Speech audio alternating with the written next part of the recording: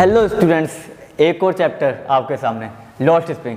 देखो, इससे पहले हमने द लास्ट लेसन के टॉप 4 क्वेश्चन देखे थे। अगर आपने नहीं देखा है तो एक बार इससे पहले उस वीडियो को देख लीजिएगा। और अब हमारे साथ चल रही है इंग्लिश की सीरीज़। हर चैप्टर के मैं टॉप क्वेश्चंस लेकर आ रहा हूँ, जो कि रिपीटेड है बहुत बार, ठीक है। और अगर आपने नहीं देखा है तो टेलीग्राम ग्रुप में जाके उसकी पीडीएफ भी डाउनलोड कर लेना और उस लेक्चर को देख भी लेना, ठीक है।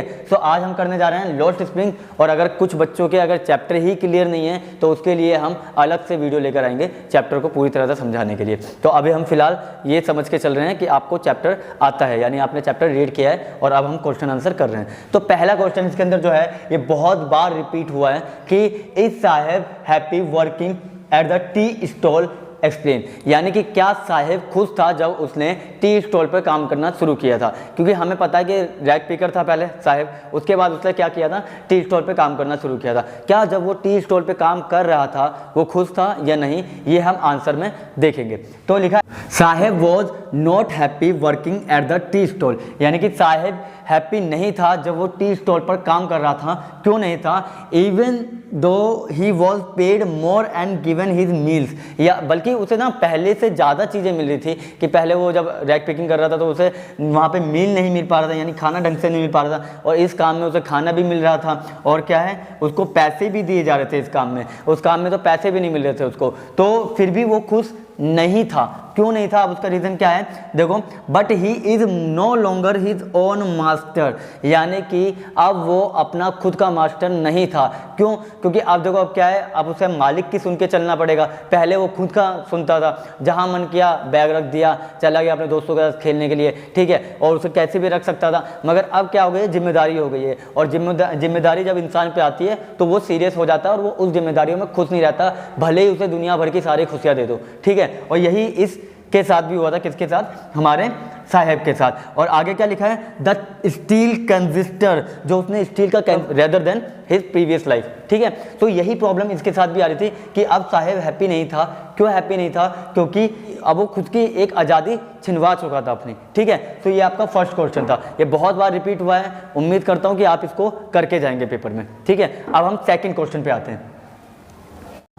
सो सेकेंड क्वेश्चन है, Why have the rag pickers settle in Seemapuri, यानी कि जो रैक पिकर है, जो सीमापुरी के अंदर हमने देखा था ना रैक पिकर, वो सेटल कैसे हैं, यानी वहाँ पे ही क्यों हैं और कहाँ से आए हैं लोग, ठीक है। इसके बारे में हम आंसर यहाँ देखेंगे कि साहेब हैव बीन द विक्टिम्स, यानी विक्टिम मतलब होता है पीड़ित। साहेब किससे पीड़ित हैं? नेचर के फ्यूरी से, यानी कि प्रकृति के प्रकोप से, प्रकृति के प्रकोप से पीड़ित है। कौन? हमारा साहेब। दे लेफ्ट ढाका, ठीक है। उन्होंने, क्योंकि बांग्लादेश की राजधानी ढाका है, वहाँ से वो आए थे और उन्होंने क्या किया था, उन्होंने ढाका लेफ्ट किया था।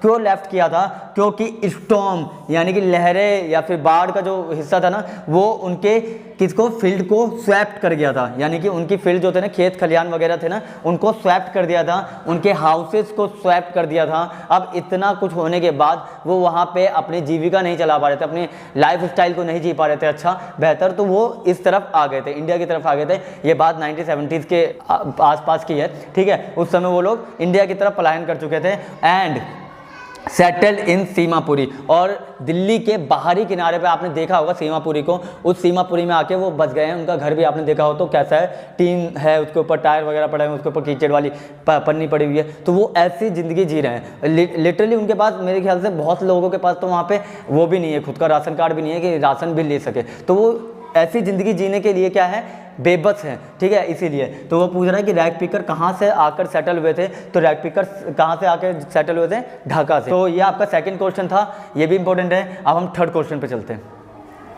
नेक्स्ट क्वेश्चन है हमारे सामने, garbage is gold for them, ठीक है। अब इनकी बात कर रहे हैं, ये डैम की बात कर रहे हैं। डैम इनके लिए यूज़ किया है, वो सीमापुरी वाले लोगों के लिए यूज़ किया है। जो सीमापुरी में है ना, साहेब की फैमिली हो गई, वैसे कई फैमिली है, उनके लिए डैम का यूज़ किया है। और बोल रहे हैं कि गार्बेज, जो कूड़ा कचरा है ना, वो उनके लिए गोल्ड का काम कैसे कर रहा है, यानी सोने का काम कैसे कर रहा है, गोल्ड का काम, ठीक है। सो क्या है, for the people, for the people means people के लिए, वहाँ के लोगों के लिए जो सीमापुरी में रहते हैं, उन सीमापुरी के लोगों के लिए गार्बेज अपनी एक अलग डिफरेंट सैड रखता है। सैड मतलब होता है एक डिफरेंट आइडेंटिटी रखता है गार्बेज। जैसे मीनिंग ऑफ चिल्ड्रन, यानी चिल्ड्रन के लिए अगर मैं बात करूं कि मीनिंग क्या होगी, तो चिल्ड्रन के लिए मीनिंग पता क्या है कि वो वहाँ पे एक कॉइन या 10 रुपये का एक नोट भी अगर उन्हें पा जाता है ना उस गार्बेज में से, तो उसे सक्सेस मिल जाती है, लाइक उसको मतलब खुशी मिल जाती है कि हाँ आज मैंने कुछ काम किया है।